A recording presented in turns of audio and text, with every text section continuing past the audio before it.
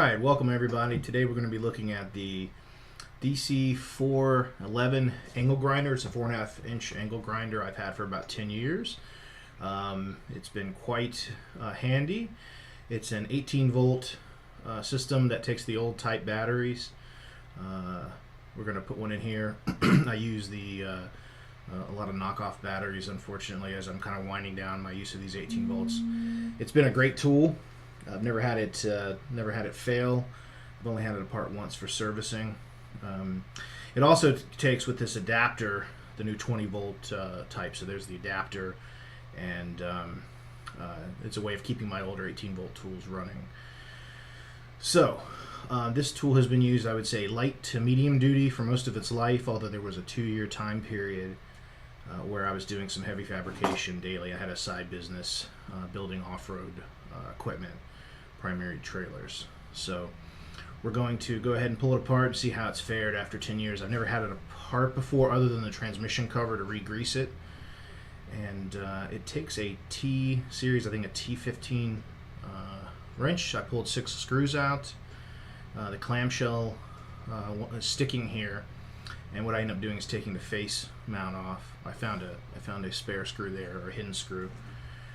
And then I pull, it didn't want to come apart, so the front mount here, there's 4 screws, took those out, and I don't know if those were actually holding things together. I think they were, but I pull the front assembly off, and it actually takes the entire, takes the motor armature out, and the rear bearing. It's all kind of one assembly that slips into the motor casing, which is embedded in the clamshell.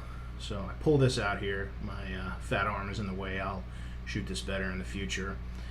And out comes the armature, the rear bearing, which is covered in that rubber coating there. You can see the balance marks on the armature. You can see the epoxied wire. Everything looks to be in great condition, actually, for as much as I feel I've used it.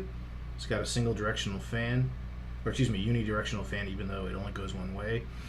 That metal heat shield there, I believe, directs airflow, and my guess is that it's to create some sort of vortex to help eject particulate matter. Yeah, overall, it looks to be in pretty good shape. The bearing has very little to no play. There's no rough spots. There's no crunchies in there. And I've treated this thing pretty hard.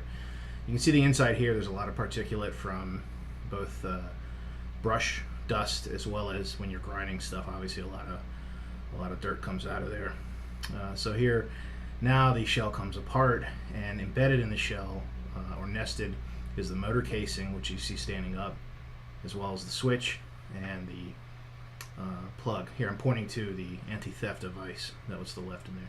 So here's the motor casing wired right to the switch and into the contacts.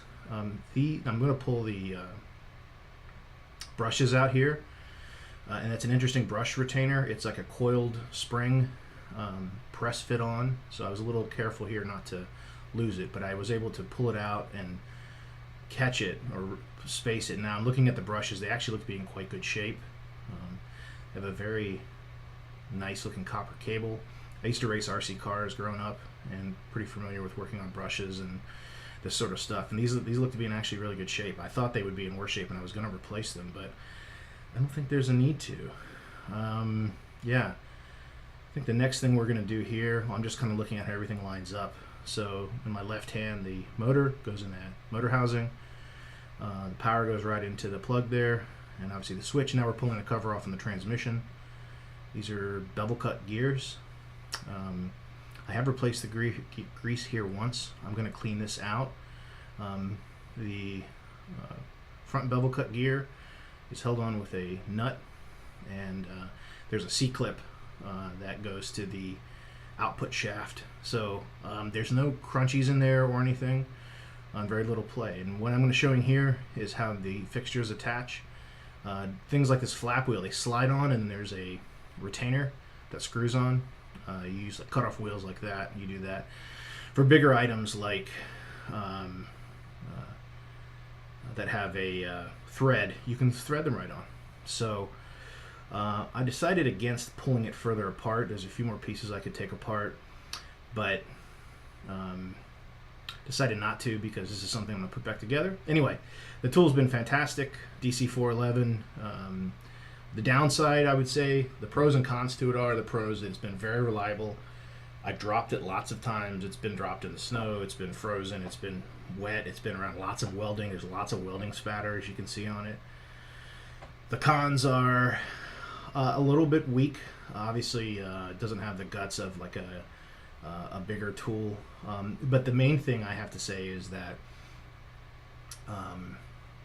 batteries. So when I was using this a lot to cut sheet metal, to do other work, you just go through batteries. And when you get the batteries very hot and recharge them a lot, they just really die. They have a short life. So I ended up switching to some wired tools, which I'll show in other videos. But if you're in the market, I know this is an older tool. There's newer versions, but this was one of the first DeWalt tools I bought and has kept me a fan so far. So take care, everybody.